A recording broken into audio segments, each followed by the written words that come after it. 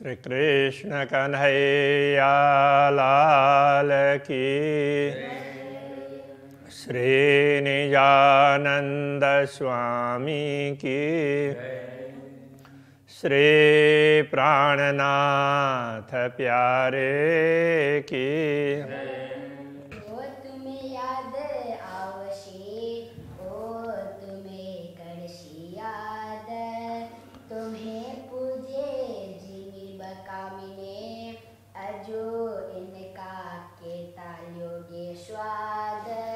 अजो इनका के ताल्योगे स्वाद। श्री कृष्ण कन्हैया लाल की। ब्रह्मात्माओं को समझा रहे हैं। अब 130वें चौपाई में समझाया, सो तुम्हें याद आवश्य वो तुम्हें करसी याद। तो ये सारे जिन बहिष्ठ में अखंड हुए लोग मुक्ति स्थलों में मुक्ति प्राप्त की हुई चेतना है, वो तुम्हें याद आ जाएंगे।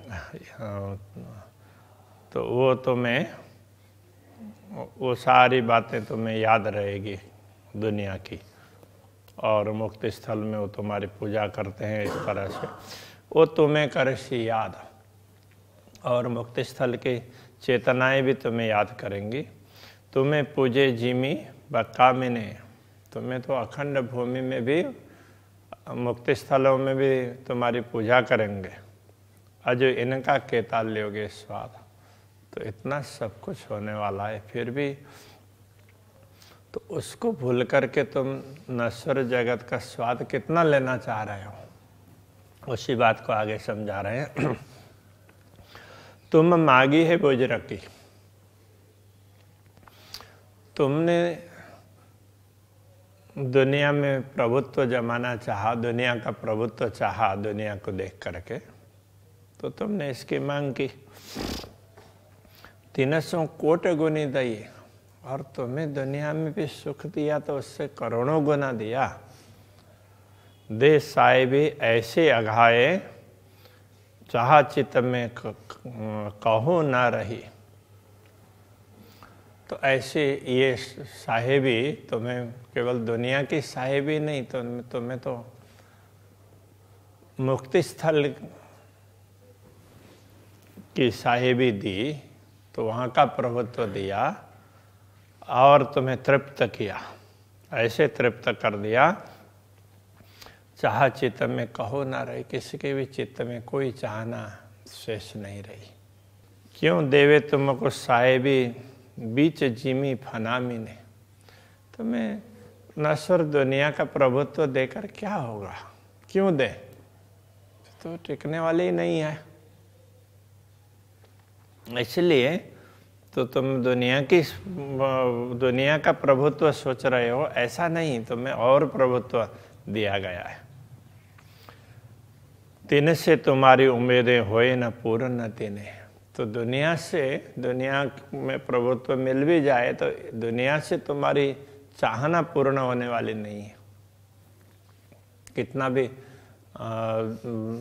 दुनिया के सुख प्राप्त करना चाहें तो कभी वो पूरे नहीं होंगे, तो वो चाह कभी तृप्त नहीं होगी। तो दुनिया है ही ऐसी, बनाई ही इस प्रकार से गई है। तो आत्मा को दुनिया से तृप्ति नहीं मिलेगी। तुम मागी बीच ख्वाब के, जीता आगे अकल चलत ना है। तुमने तो दुनिया की ही साहिबी मांगी, दुनिया का ही वर्चस्व मांगा, दुनिया में ही प्रभुत्व मांगा, क्योंकि दुनिया की बुद्धि इससे आगे तो जा ही नहीं सकती ना। धनी देवे आप माफक, किंतु धामधनी कैसे है, वो तो अपने अनुरूप देते हैं। वो कितने महान हैं, तो तुम्हें मांगे बिना भी उस तरह से ज्यादा दे दिया। या कि सिफत ना होए जुवाएं, ऐसे पूर्ण ब्रह्म परमात्मा की महिमा इस जुआ से गाई नहीं जा सकती। तुम आए तिन जिमीय में, जिनमें नकाओ सबर, जिसको सब्र जिसमें जहाँ धैर्य है ही नहीं इस दुनिया में, किसी को संतोष नहीं, किसी को धैर्य नहीं। तो ऐसी भूमि में तुम आए हो। पहले बिन मांगे तुम्हें दई, बिन मांगे पहले तुम्हें दई। तुमने मांगा ही नहीं, उससे पहले ही तुम्हें दे दिया, मांगने से पूर्व ही तुम्हें दे दिया है। अब होशी सब खबर। अब जब मुक्ति स्थलों में तुम जागृत हो जाओगे तब तुम्हें ये सब बातें समझ में आएगी। खेल देखाया तिन वास्ते, उपजे तुमको चाहा। तो तुम्हें खेल इसीलिए दिखाया है कि तुम्हारी चाह उत्पन्न हो जाए। चाहना उत्पन्न करने के लिए एक खेल देख के मांगोगे, जानो होवे हम पातशाह। ये खेल देख कर के तुम ये मानोगे, ये मांगने लग जाओगे कि हम तो यहीं के सम्राट बन जाएं, दुनिया का साम्राज्य चाहोगे। सो कई अब उस बात को समझ लो, ये समझा रहे हैं कि तुम जो कुछ मांग रहे हो तो वो कुछ भी नहीं है, तुम्हें जो दिया है वो बहुत विशेष है, ये कहना चाह रहे हैं। सो कई पातशाह जिमी पर करे पातशाही बीच नाशुत। तुम मांगते हो तो ऐसे अनेक सम्राट हैं इस दुनिया में, दुनिया का साम्राज्य जमाने वाले अनेक हो चुके हैं। तो एक दो नहीं है, अनेक हैं, किंतु वो भी सर्वे सर्वा नहीं, उनके ऊपर भी दूसरे और हैं, वो कहना चाह रहे हैं। कई तिन पर इंद्र ब्रह्मा फिरस्ते, तापर पातशाह माहे मलकुत। अब दुनिया में जो लोग सम्राट हैं उनके ऊपर भी इंद्र ब्रह्मा आदि देवता तो हैं ही। इंद्र ब्रह्मा प्रजापति ये सब हैं, वो अलग अलग नाम से पुकारे गए हैं। तो ऐसे अलग अलग देवता हैं तुम्हारे ऊपर में। तापर पातशाह माए मलकुत। तो उनके ऊपर भी साम्राज्य किसी का है तो मलकुत का साम्राज्य, वैकुंठ का साम्राज्य है। तो वैकुंठ के नीचे आते हैं ये सब। कई कोट मलकुत जाता है, जबरूत के एक पलक। अब जरा ध्यान रखना, वो समझा रहे हैं। तो ऐसे अब देखो दुनिया में भी कई सम्राट हैं, प्रभुत्व जमाने वाले बहुत लोग हैं। तुमने तो किसी एक सीमित क्षेत्र में ही प्रभुत्व मांगा, तो दुनिया में चारों तरफ देखेंगे तो बहुत लोग मिलेंगे। तो उनके ऊपर देवी देवता है, देवी देवताओं के ऊपर भी भगवान विष्णु अथवा वैकुंठ, तो उनके ऊपर अक्षरधाम है। तो अक्षर ब्रह्म का प्रभुत्व आता है। ऐसे करोड़ों उसमें होंगे, ब्रह्मांड होंगे, उन सब को नियंत्रण करना, क्षण में देख करके बनाना, थोड़ी देर टिकाना और फिर मिटाना, ये सब अक्षर ब्रह्म करते रहते हैं। कई कोट मलकुत जाता है, जबरूत के एक पलक। तो जबरूत कहने का तात्पर्य अक्षरधाम। तो अक्षरधाम के स्वामी अक्षर ब्रह्म, उनके एक पल मात्र में तो उसमें वो करोड़ों ब्रह्मांडों को बनाते हैं और मिटाते हैं। तो अक्षरधाम के पल में तो करोड़ों ब्रह्मांड बनते हैं और मिटते हैं। ये सब पातशाही फनामिने इनों का खुदा नूर हक। तो जो दुनिया में साम्राज्य जमाने वाले जितने भी लोग हैं ना, तो वो दुनिया के सम्राट हों, उनके ऊपर देवी देवता हो, उनके ऊपर ब्रह्मा विष्णु महेश हो, तो इन सब के स्वामी कौन हैं? यही अक्षर ब्रह्म हैं। इनों का खुदा नूर का। तो दुनिया के इन सब का खुदा वो नूर अक्षर ब्रह्म है, वो इन सब के स्वामी हैं। अब ये अक्षर ब्रह्म भी नूर जलाल आवे दीदार को, जो आपन बैठे माए लाहुत। देखो हम जिस धाम में बैठे हैं, तो जिन पूर्ण ब्रह्म परमात्मा के चरणों में बैठे हैं, उनके दर्शन के लिए तो ऐसे अक्षर ब्रह्म भी आते हैं। तिन चाया देखो रूह इश्क, उन्होंने भी चाहा हम के ब्रह्मात्माओं के प्रेम को देखें। अथवा पूर्ण ब्रह्म परमात्मा ब्रह्मात्माओं के साथ किस प्रकार प्रेम करते हैं उनका प्रेम कैसा है वो देखना उन्होंने भी चाहा।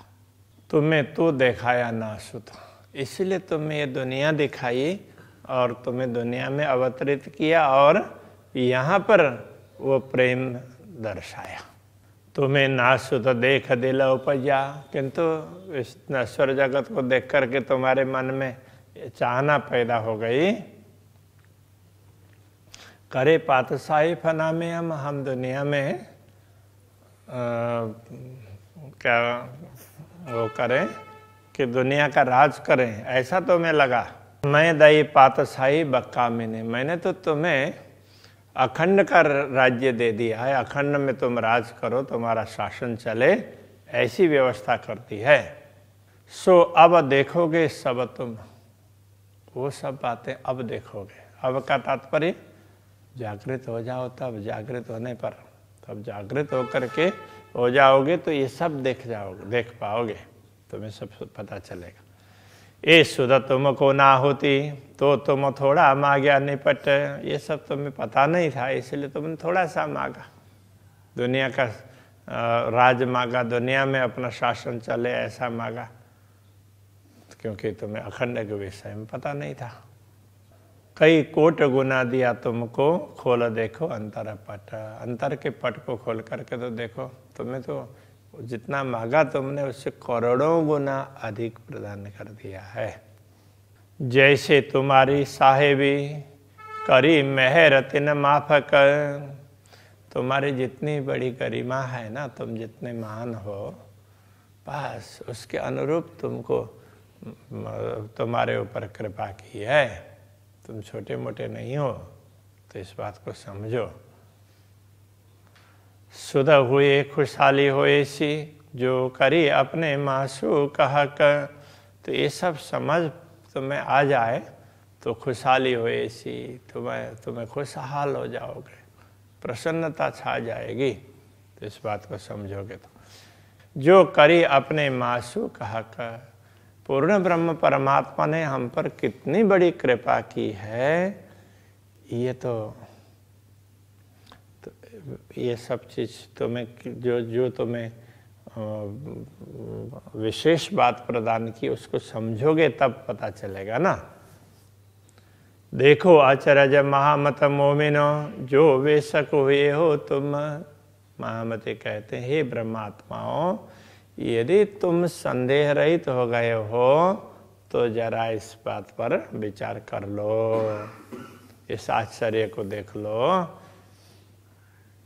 तुम्हें किन दई इति बुजुर्गी, तुम्हें इतनी बड़ी महत्ता श्रेष्ठता, तुमको इतना श्रेष्ठ किसने बनाया, जरा समझ तो लो। तो तब तो तुम्हें लगेगा अरे पूर्ण ब्रह्म परमात्मा ने तो हमें ये सब समझाया, तो ये पता चलने लग जाएगा। दिल अरस कर बैठे खसम, वही पूर्ण ब्रह्म परमात्मा तुम्हारे हृदय को धाम बना करके उसमें बैठे हैं। तो तुम जरा समझ लो कि पूर्ण ब्रह्म परमात्मा ने तुम पर कितनी बड़ी कृपा की है, तुम्हें इतनी प्रतिष्ठा तुम्हारी बढ़ा दी और उसके बाद में तुम्हारे हृदय में आकर के बैठ गए। तो इस बात को तुम समझ लो। तो ये पूरा श्रृंगार है पूर्ण ब्रह्म परमात्मा का स्वरूप, और अलग अलग लीलाओं में उनके किस किस प्रकार के स्वरूप होते हैं, तो उनको भी लेते हुए खास करके तो पूर्ण ब्रह्म परमात्मा का स्वरूप कैसा है तो वो समझाया है। तो अभी यहीं रखते हैं, श्रृंगार ग्रंथ समाप्त होता है। प्रणाम। दिल अरस कर बैठे खसम, दिल अरस कर बैठे खसम,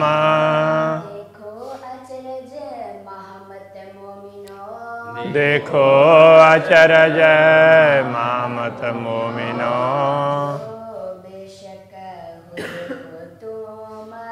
जो बेशक हुए हो तुम,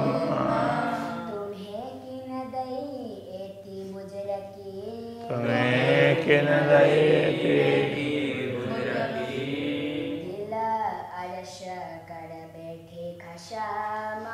दिल अरस कर बैठे खसम,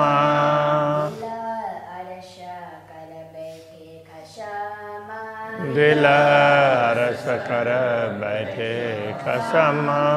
कृष्ण कन्हैया लाल की जय। नित्यानंद स्वामी की जय। श्री प्राणनाथ प्यारे की जय। श्री पांच नौतनपुरी धाम की जय। जगत गुरु आचार्य श्री 108 कृष्णमणि जी महाराज की जय।